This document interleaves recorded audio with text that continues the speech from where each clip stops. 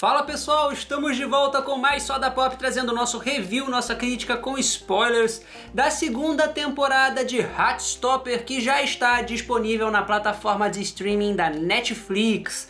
Essa série que foi um grande sucesso, baseada nas histórias em quadrinhos da autora Alice Oseman. Tivemos aí finalmente nessa última quinta-feira a estreia da segunda temporada. Eu já assisti e quero comentar com vocês o que eu achei, Vai ser assim um bate-papo sincero sobre a série e também algumas questões, algumas polêmicas aí que a galera vem levantando sempre nas redes sociais. Então, vamos nessa. Yeah!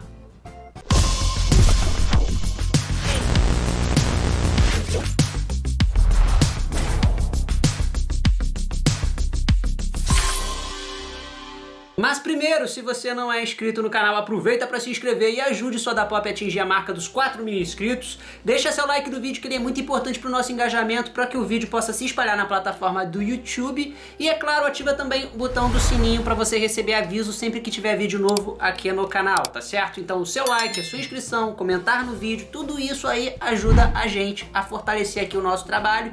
E vamos falar dessa segunda temporada de Heartstopper. Eu falei nos outros vídeos que eu fiz sobre Heartstopper, eu falei que eu ia ler os quadrinhos, até então eu só li o volume 1, e no meu vídeo de reaction, reagindo ao trailer da segunda temporada, eu falei que eu ia ler tudo isso aqui de Heartstopper a tempo da segunda temporada, e eu falhei miseravelmente, porque eu não consegui tempo para poder ler o volume 2, que tá aqui, até tá no plástico, o volume 2. Comprei acho que é o artbook, o almanac do Heartstopper, não chega a ser um artbook. Comprei o almanac, comprei todos os volumes publicados, já tô com todos eles aqui, já faz, sei lá, um ano mais ou menos que eu comprei eles. E não consegui tempo para ler, e eu fico muito chateado com isso, porque eu queria fazer uma comparação com o que acontece nos quadrinhos, mas eu não vou conseguir fazer isso porque eu só li, gente, o volume 1. Até hoje, só li o volume 1. Mas eu vou fazer essa crítica, essa análise, vou comentar com vocês o que eu achei como espectador, porque afinal de contas a série live action, ela é para abraçar um público maior, um público mais amplo, que não necessariamente conhece os quadrinhos da Alice Oseman. E aí, eventualmente, eu posso até fazer uma comparação com a história em quadrinhos, do que eu sei. Mas então, nessa segunda temporada, a gente vai acompanhar a relação do Nick e do Charlie, que estão namorando, eles estão num relacionamento, mas a maioria das pessoas, da galera da escola, não sabe, que eles estão juntos, não sabem que o Nick é bissexual. Então a gente vai ver, se na primeira temporada era a descoberta do Nick, de saber, ele não sabia até então que ele era bissexual, e ele acaba meio que descobrindo isso. Ele não tinha muita certeza do que ele era, do que ele sentia, então isso foi muito o foco na primeira temporada. Nessa a gente vai ver o foco nele assumir quem ele é para a sociedade, para as pessoas.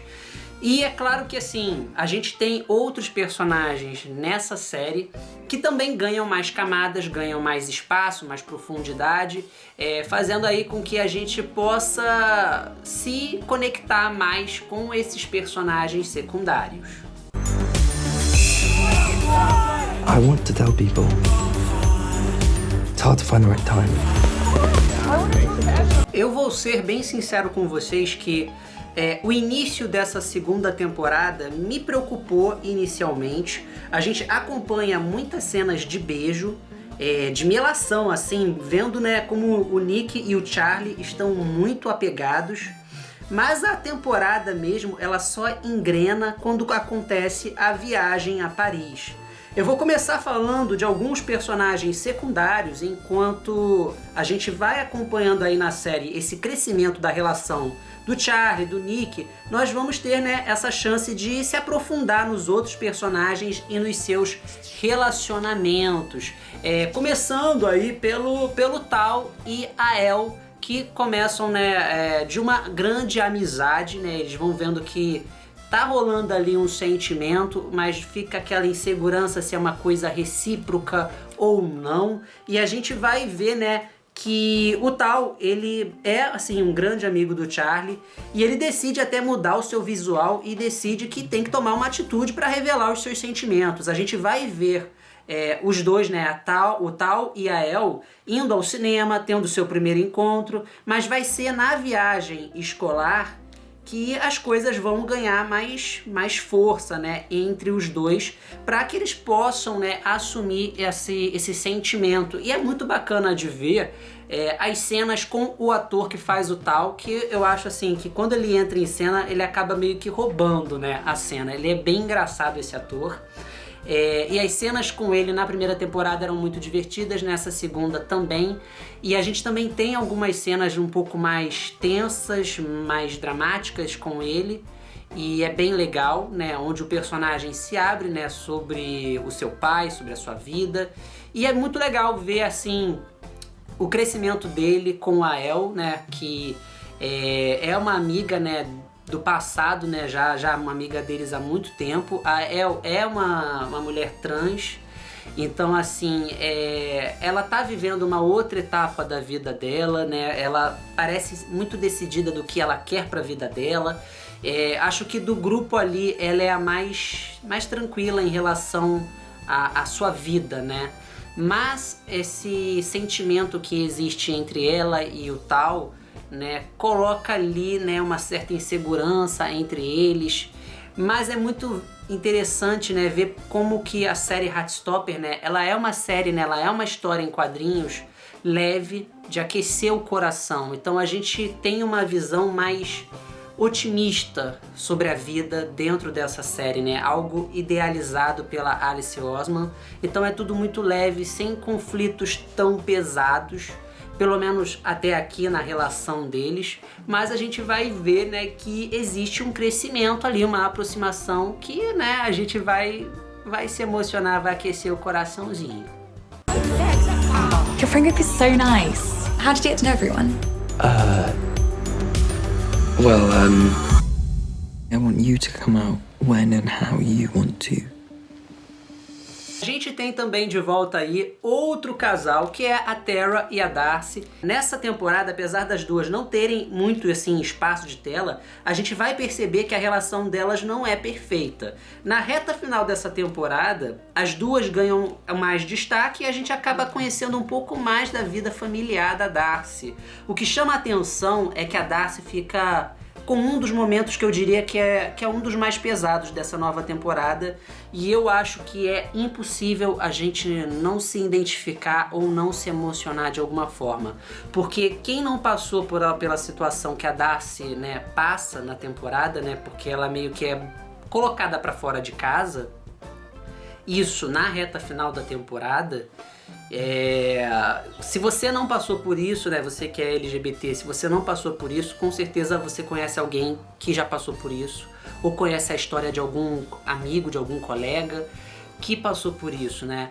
E aí a gente vê que a série, né, ela, por mais que seja leve, seja uma série para aquecer o coração, né, uma coisa mais assim, família, uma série mais esperançosa, ela não pode ignorar certos fatos, certas realidades que fazem parte da vida de quem é LGBT. E então a gente vê ali que existe uma coisa meio misteriosa ali em torno da Darcy e da relação dela com a família, com a mãe dela. E aí a gente vai entender, né, que ela não é assumida e que a mãe dela não é uma pessoa fácil de lidar. I love you. That's not me asking you to say it back or anything. Yeah. Does Charlie know you don't want to come out? I do want to come out. O que nos leva ao outro personagem que também ganha aí mais destaque nessa temporada, que é o Isaac, que, se não me engano, ele é um personagem exclusivo da série live action. Eu acho que ele não está nos quadrinhos, pelo que eu ouvi. Alguém me confirma aqui embaixo, mas acho que ele é personagem exclusivo da série live action. E na primeira temporada, o personagem não tinha espaço de tela direito. Parecia que ele só aparecia na série, na primeira temporada, pra ocupar a tela, né? Pra encher espaço ali com algum outro personagem. Mas ele entrava mudo, saía calado, ele não tinha muita profundidade nessa temporada nova. Ele ganha contornos, ele ganha algumas camadas. A gente vai ver ali um quase romance ali acontecendo entre ele e outro personagem que surge na nova temporada. Mas é um período de descobertas para ele, onde ele começa a se entender como assexual. E a gente vai ver ele entrando em alguns conflitos internos por conta disso. E aí cabe uma observação em relação ao roteiro, que eu achei bacana de ter dado espaço para o ator, e eu falo isso como ator, que eu gostei de ver aí que deram aí espaço pro ator poder trabalhar o seu personagem, o Isaac, dando um pouco mais de camadas e profundidade para ele, porque da maneira como ele foi na primeira temporada, que ele mal tinha espaço, era complicado, né, fazer isso de novo. E aqui, sim, eles dão um pouco mais de espaço, de tela, pra poder trabalhar esse personagem. Então a gente vai ver o Isaac, né, de uma certa forma até frustrado e emocionado em alguns momentos. Para um personagem que estava muito frio, muito desligado, foi muito interessante ver essa abordagem nele. A gente vê uma cena em que ele se exalta, né, com os seus amigos, porque ele não tem ninguém, ele é o sozinho ali do grupo. Mas aí o roteiro falha miseravelmente, porque era um momento em que os amigos deveriam buscar entender, saber o que está acontecendo com o Isaac. E depois que ele tem essa crise, né, que ele se exalta, né, ele acaba meio que dando um esporro nos amigos, já corta para uma cena seguinte onde tá todo mundo bem, tá todo mundo rindo, tá todo mundo se abraçando, como se nada tivesse acontecido. E eu senti que ali cabia uma interação do Isaac com os seus amigos, né, os mais próximos, de buscarem saber se ele estava bem, se estava acontecendo alguma coisa. E pelo que eu vi ali, isso não acontece, isso simplesmente é ignorado. O que é uma pena, porque eu acho que tira, né, prejudica o trabalho do ator, né? Eu não lembro agora o nome do ator que faz o Isaac, mas eu acho que, assim, isso prejudica a construção do personagem, porque você tem uma cena, você tá vendo a temporada abordar questões sobre ele, mas os amigos, né, que se ajudam, que se amparam, todo mundo se ajuda, se apoia, mas quando se trata dele, parece que as pessoas ignoram, não prestam atenção. Eu não sei se cortaram alguma cena da temporada envolvendo ele, mas ficou muito esquisito. Que, assim, foi trabalhando, dando camadas ao personagem, e no momento que precisava de uma interação dos amigos para ajudar ele a se entender, essa rede de amparo, né? Porque esse grupo no Heartstopper é um grupo de amigos muito unidos.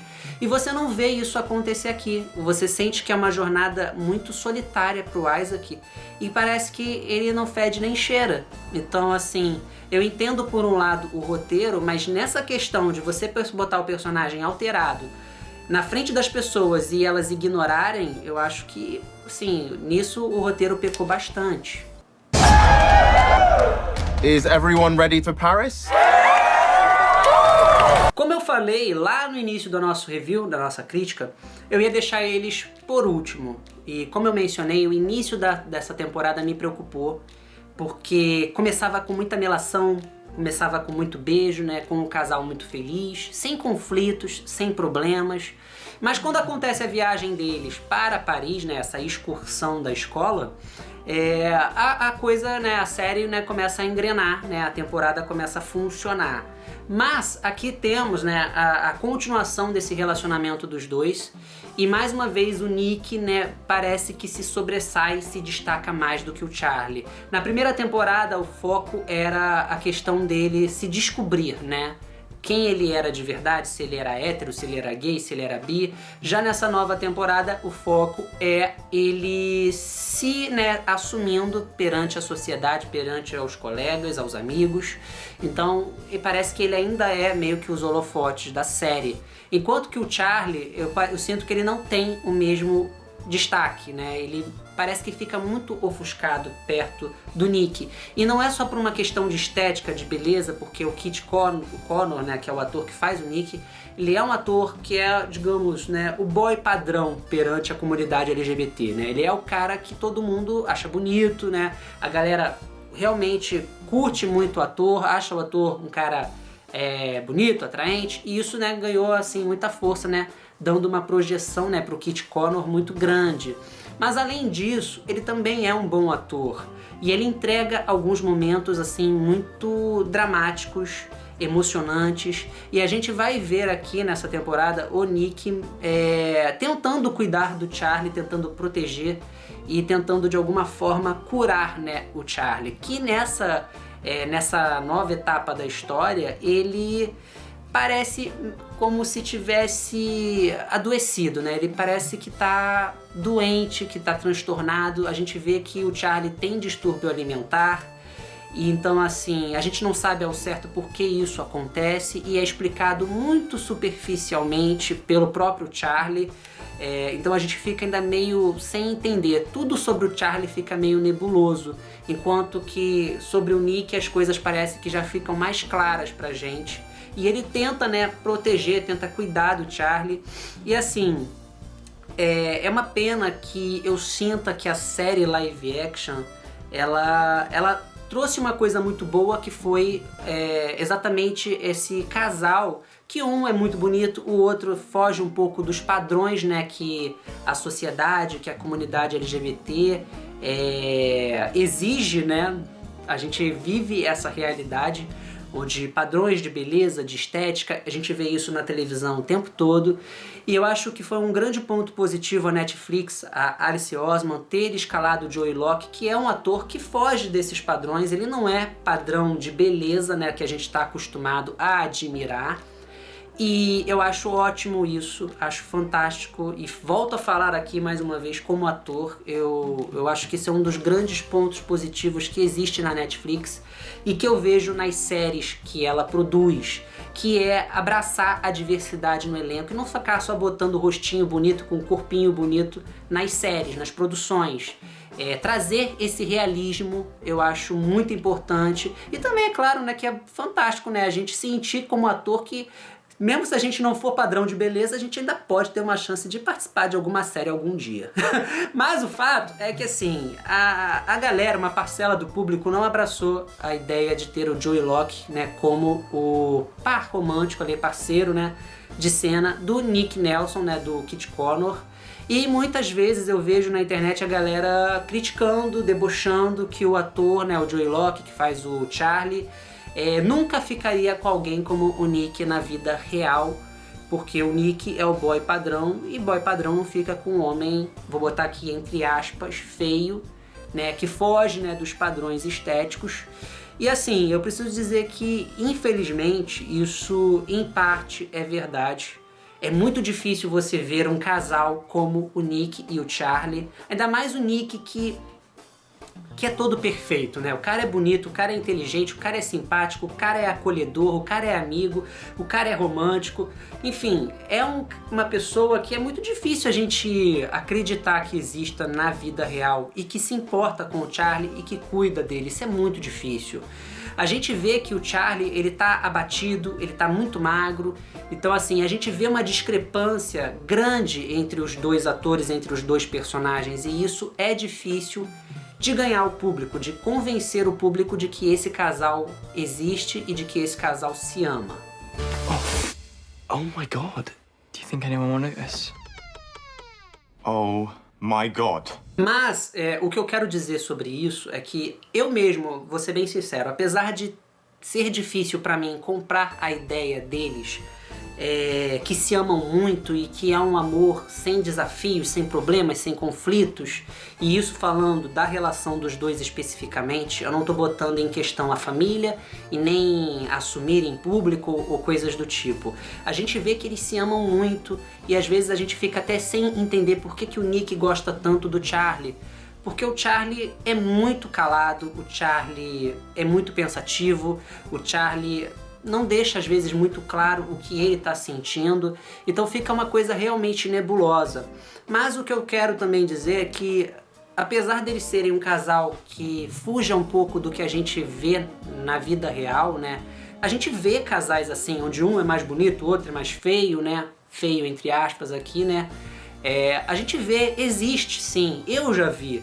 Pode não ser tão comum, mas existem sim, e felizmente ainda bem que as pessoas são diferentes e existem as exceções. Então sim, gente, existem pessoas, casais como Nick e Charlie por aí, com toda certeza. É raro de ver? É pra caramba, é muito difícil. E é uma pena que a série não aborde isso mais claramente. Eu acho que o roteiro poderia trazer essa insegurança do Charlie em namorar alguém como o Nick, mas a gente não vê isso muito acontecer.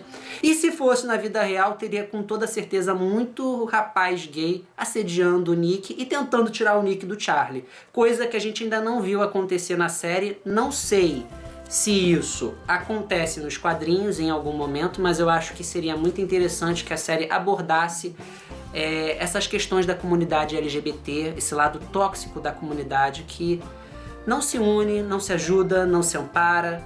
E aqui no Heartstopper a gente encontra tudo isso que a gente não vê normalmente na vida real, o que é uma pena.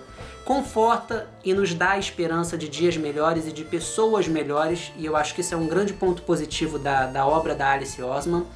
Mas o lado ruim é que às vezes é tanta felicidade, é tanto amor, é tanto sorriso, é tantos amigos bons que se ajudam, que eu acho que a série ela se perde nessa fantasia e algumas coisas reais, alguns problemas reais ficam de fora e que eu acho que a série poderia trazer pra gente, sabe? Mostrar que a vida é difícil sim, e pra caramba. E quando você é LGBT, é mais difícil ainda. Então, assim, eu acho que a série poderia trazer esse lado, essa abordagem, que eu acho que também é muito importante. A gente viu um pouco dela nessa segunda temporada, mas acho que ainda foi sutil. Acho que o roteiro pode sim abraçar temas mais delicados e necessários, que tragam uma certa conscientização para esse público jovem que hoje tem seus 15, 16 anos, 17, 18 e que é LGBT e que ainda está se entendendo no mundo. Por sinal, assim, eu preciso destacar aqui que o Charlie e o Nick estão juntos já faz bastante tempo e até agora parece que não rolou a primeira vez deles, coisa que também está muito irreal, porque se fosse na vida real já tinha, né? Já tinha rolado de tudo a essa altura do campeonato. Então a gente vê que a série ela se perde um pouco nesse mundo idealizado pela autora e a minha cachorra tá latindo agora. Mas é isso, minha nota para essa segunda temporada, gente, eu vou dar 3 sodas, de 0 a 5, 3 sodas. É uma boa série, uma boa temporada, que vai aquecer seu coraçãozinho e a gente fica aqui na expectativa pela próxima e o que eles vão, né, desenvolver, abordar. Espero que os personagens sejam mais aproveitados ainda e minha cachorra continua latindo e eu vou encerrando a crítica que já tá ficando muito longa. Mas é isso, eu vou ficando por aqui, até a próxima com mais Soda Pop. Yeah!